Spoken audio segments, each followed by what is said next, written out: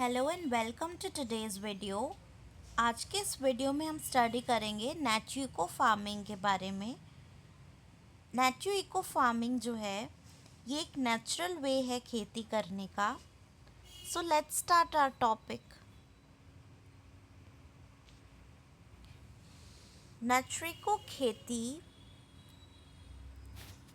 एक वैकल्पिक कृषि पद्धति है जो प्राकृतिक सिद्धांतों पर आधारित है। Natural farming is an alternative method of farming based on natural principles. इसे श्रीपाद ए दाभोलकर ने लोकप्रिय बनाया। किसने इसे लोकप्रिय बनाया? तो श्रीपाद ए दाभोलकर। यह आत्मनिर्भरता, सामुदायिक और कम लागत वाली सतत कृषि पर जोर देता है। और ये किस चीज़ पर जोर देता है भाई? It emphasis on self-reliance, community learning and low-cost sustainable agriculture। तो ये इन तीन चीज़ों पर जोर देता है और इसको जिन्होंने बनाया है ना, जिन्होंने इस चीज़ को पॉपुलर किया है, उन साइंटिस्ट का नाम है श्रीपाद दाभोलकर। अब हम देखते हैं इसके बारे में कुछ और details. Natural eco farming is also known as, इसे कहा जाता है nature ecological farming.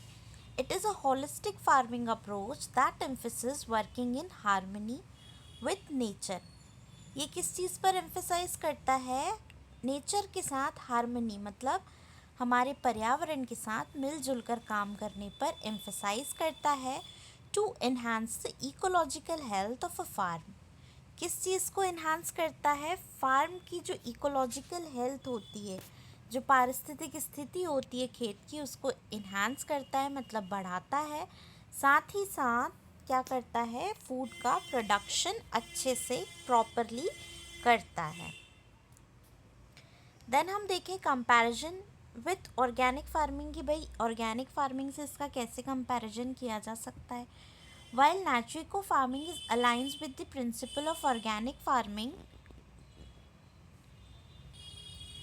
it aligns with the principle of organic farming. It goes further by emphasizing the importance of local resources. अब भाई किन किन चीज़ों पे emphasize कर रहा है ये ज़रा हम highlight कर लें। तो it emphasize on importance of local resources, साथ ही में एनर्जी कंजर्वेशन, मतलब ऊर्जा का संरक्षण, एंड मिमिकिंग नेचुरल प्रोसेसेस। जो भी नेचुरल प्रोसेसेस होती हैं उनकी मिमिकिंग करना, मतलब उनको कॉपी करना। For a truly self sustaining system. क्या बनाने के लिए? वो एग्जैक्टली जो बना रहे हैं वो ट्रूली सेल्फ सस्टेनिंग सिस्टम है, मतलब एक फार्मिंग का ऐसा मेथड जो अपने आप सस्टेन कर पाए, टिक पाए, है ना। सस्टेनेबल डेवलपमेंट मतलब सतत कृषि प्रणाली होती है, या हम बोल सकते हैं टिकाऊ कृषि पद्धति होती है। तो ऑर्गेनिक फार्मिंग को हमने समझा ही है, लेकिन नेचुरल फार्मिंग क्या है? It is truly self sustaining system which is based on importance of local resources, फिर conservation of energy and mimicking the natural processes. चलिए अब हम कुछ पॉइंट्स देखेंगे, बाइलिंगुअल होंगे जो। की प्रिंसिपल या मुख्य सिद्धांत इसके क्या हैं? तो सिद्धांतों को समझने के लिए सबसे हम पहले देखेंगे इसका पहला सिद्धांत, soil fertility management through natural inputs. Natural inputs के माध्यम से मिट्टी की उर्वर शक्ति को मैनेज करके रखना। ठीक है। Next is recycling of biomass and nutrients, मतलब बायोमास और न्यूट्रिएंट्स को रिसाइकल करना, मतलब मिट्टी में वापस से अवशोषित करने के लिए हेल्प करना। Then minimum external chemical inputs. भाई इसमें थोड़ा बहुत केमिकल्स का उपयोग हो रहा है, पर मिनिमम मतलब बहुत ही कम मात्रा में। ठीक है। साथ ही साथ community participation in farming. Farming में क्या होना चाहिए? कम्युनिटी पार्टिसिपेशन, मतलब जो हमारे आसपास की कम्युनिटी है उसका भी पार्टिसिपेशन फार्मिंग में होना चाहिए। ठीक है, अभी हम देखते हैं इसके सिद्धांत वापस से हिंदी में। हिंदी मीडियम के स्टूडेंट्स यहाँ से नोट करें, प्राकृतिक संसाधनों से मिट्टी की उर्वरता प्रबंधन, ठीक है, फिर बायोमास और पोषक तत्वों का पुनर्चक्रण, फिर बाहरी रासायनिक इनपुट का न्यूनतम उपयोग, मतलब एक्सटर्नल इनपुट्स का बहुत ज़्यादा उपयोग नहीं करना है, कम से कम उपयोग करना है। साथ ही साथ खेती में सामुदायिक सहभागिता, मतलब जो कम्युनिटी है, जो आसपास के लोग हैं, उनका एक इम्पॉर्टेंट रोल इस खेती में होता है। ठीक है, फिर हम आगे देखते हैं कुछ फीचर्स इसके।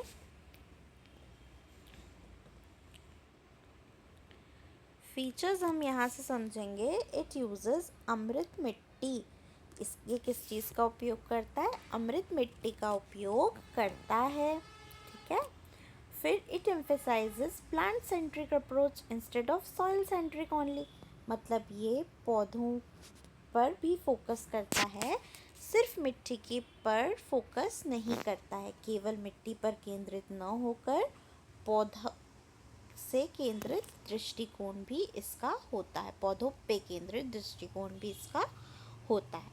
फिर हम बात करें, it encourages biodiversity in farms, जो फार्म्स होते हैं, जो खेत होते हैं, वहाँ पर ये बायोडाइवर्सिटी मतलब जैव विविधता को क्या करता है? प्रोत्साहित करता है। The next point is it requires low cost and local resources, मतलब इसमें कम लागत व स्थानीय संसाधनों का उपयोग किया जाता है। ठीक है, आई होप आपको इसके फीचर्स क्लियर हुए होंगे कि भाई क्या हम नेचुरिको फार्मिंग में देख रहे हैं। Then next is it's advantages. So advantages, first advantage is low cost and eco friendly, मतलब कम लागत है और पर्यावरण हितैषी मेथड है। Next is it improve soil fertility and crop yield, मतलब ये मिट्टी की उर्वरता व फसल उत्पादन में वृद्धि करवाता है। Next is it reduces dependency on chemical fertilisers and pesticides, मतलब रासायनिक उर्वरकों और कीटनाशकों पर निर्भरता को कम करता है। ठीक है, reduces dependency on chemical fertilisers and pesticides. The next is it promote self reliance and community farming, मतलब यह आत्मनिर्भरता और सामुदायिक खेती को बढ़ावा देता है।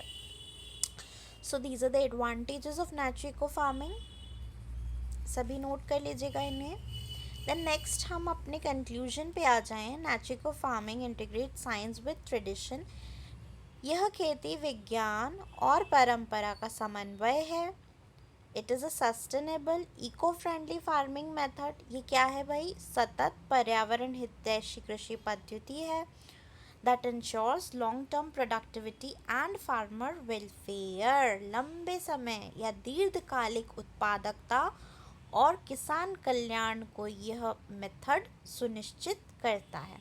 So this is the conclusion of our topic. I hope आप सभी को क्लियर हुआ होगा व्हाट इज़ नेचुरिको farming and what is the difference between natural farming and organic farming. So natural farming, okay,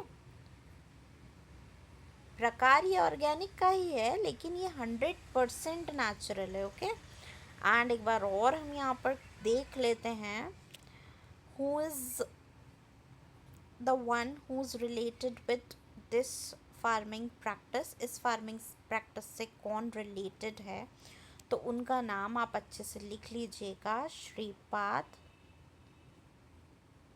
ए दाभोलकर। ठीक है, ये बहुत ही इम्पोर्टेंट है आपके एग्ज़ाम पॉइंट ऑफ व्यू से भी। And then full form is nature ecological farming, है ना। फिर इसका कंपैरिजन करा हमने ऑर्गेनिक फार्मिंग से, और क्या बोला कि ये ट्रूली सेल्फ सस्टेनिंग सिस्टम है। और इसकी 4 की प्रिंसिपल्स हमने देखे कि सॉइल फर्टिलिटी को मैनेज करता है, बायोमास न्यूट्रिएंट्स को रिसाइकल करता है, मिनिमम एक्सटर्नल केमिकल इनपुट्स का उपयोग करता है, और कम्युनिटी पार्टिसिपेशन को फोकस करता है ये फार्मिंग में। So that's all for today. Have a good day.